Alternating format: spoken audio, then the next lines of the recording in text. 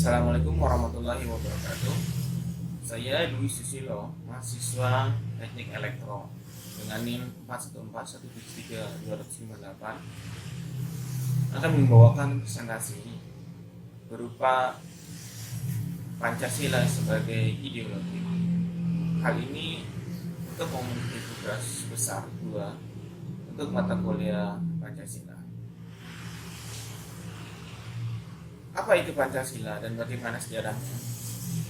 Pada sejarahnya, dasar negara Indonesia merupakan hasil pemikiran para pendiri negara untuk menemukan landasan yang kokoh untuk di atasnya berdiri sebuah negara.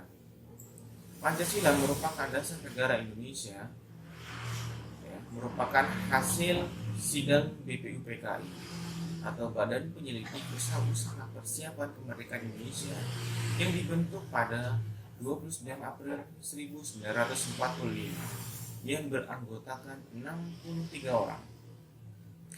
Sidang BPUPKI berlangsung dalam 2 babak, yaitu yang pertama 29 Mei sampai 1 Juni 1945 dan yang kedua 10 Juli sampai dengan 17 Juli 1945.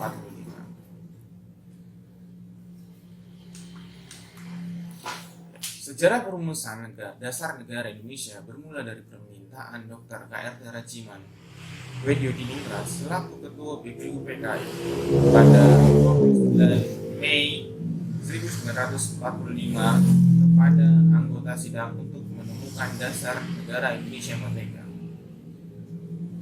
Untuk merespon permintaan Ketua BPUPKI, maka dalam masa sidang yang pertama, Muhammad Yamin dan Soekarno mengajukan usul berhubungan dengan dasar negara. Soekarno juga menyampaikan pandangannya dalam masa sidang ini.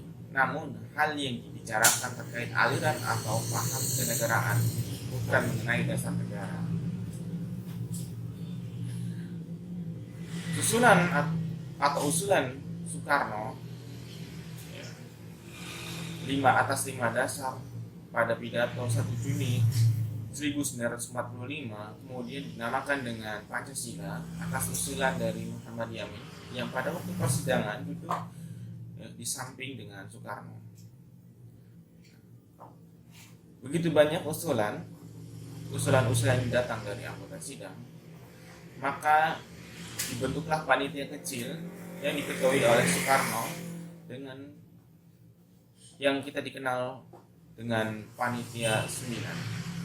Dari rumusan usulan tersebut, panitia 9 berhasil merumuskan rancangan mukadimah pembukaan hukum dasar yang dinamakan dengan Piagam Jakarta atau Jakarta Charter pada 22 Juli 1945. Rumusan dasar negara yang dalam alinea keempat bagian terakhir pada rancangan mukadimah tersebut merupakan cikal bakal Pancasila. Isinya adalah sebagai berikut. Yang pertama, ketuhanan dengan kewajiban menjalankan syariat Islam bagi pemeluk-pemeluknya. Yang kedua, kemanusiaan yang adil dan beradab. Yang ketiga, persatuan Indonesia. Yang keempat, kerakyatan yang dipimpin oleh hikmat kebijaksanaan dalam permusyawaratan perwakilan. Dan yang kelima, keadilan sosial bagi seluruh rakyat Indonesia.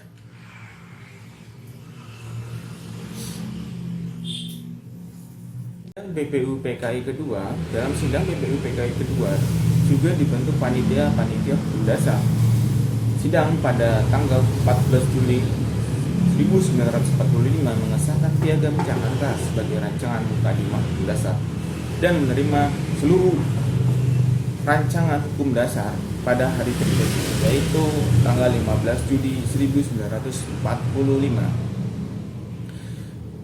Setelah sidang BPUPKI berakhir pada 17 Juli 1945, maka pada tanggal 9 Agustus 1945 badan tersebut dibubarkan.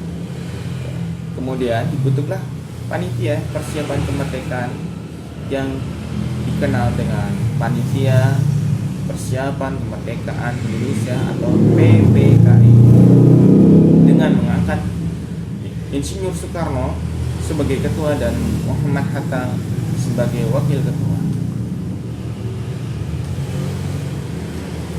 Dalam sidang PPKI yaitu 18 Agustus 1945 berhasil disahkan Undang-Undang Dasar Negara Republik Indonesia yang disertai dengan pembukaan Undang-Undang Dasar Negara Indonesia.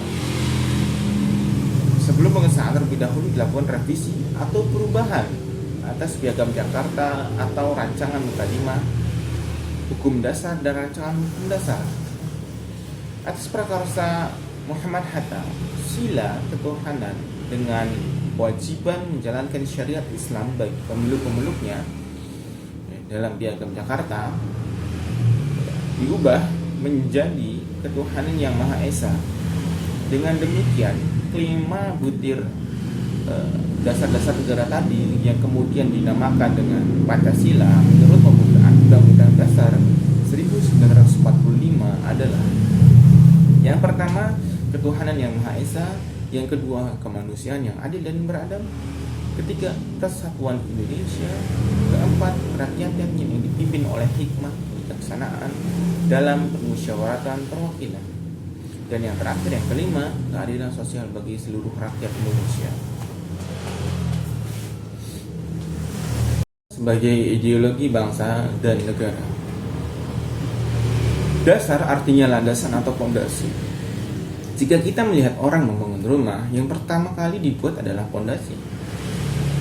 Fondasi berasal dari batu, besi, gundukan pasir maupun semen. Dan tujuannya adalah agar kuat dan kokoh sehingga dapat menahan bangunan yang berada di dalamnya, atau di atasnya maksud saya. Sama halnya dengan dasar negara, fondasi yang terdiri dari unsur yang kuat dan kokoh untuk mendirikan suatu negara, sehingga negara nantinya tidak runtuh dan bubar.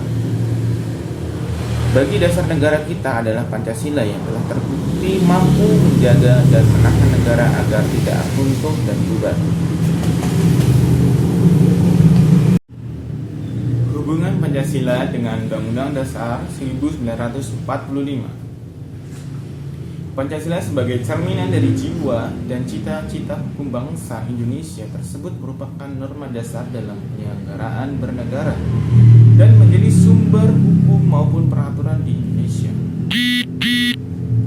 Pancasila yang berfungsi sebagai dasar negara tercantum dalam alinea keempat pembukaan Undang-Undang Dasar Negara Republik Indonesia tahun 1945 dengan jelas menyatakan, maka disusunlah kemerdekaan kebangsaan Indonesia itu dalam suatu Undang-Undang Dasar Negara Indonesia yang terbentuk dalam suatu susunan negara Indonesia yang berkedaulatan rakyat dengan berdasar kepada ketuhanan yang Maha Esa, kemanusiaan yang adil dan beradab, persatuan Indonesia, dan kerakyatan yang dipimpin oleh hikmat kebijaksanaan dalam permusyawaratan perwakilan, serta mewujudkan suatu keadilan sosial bagi seluruh rakyat Indonesia.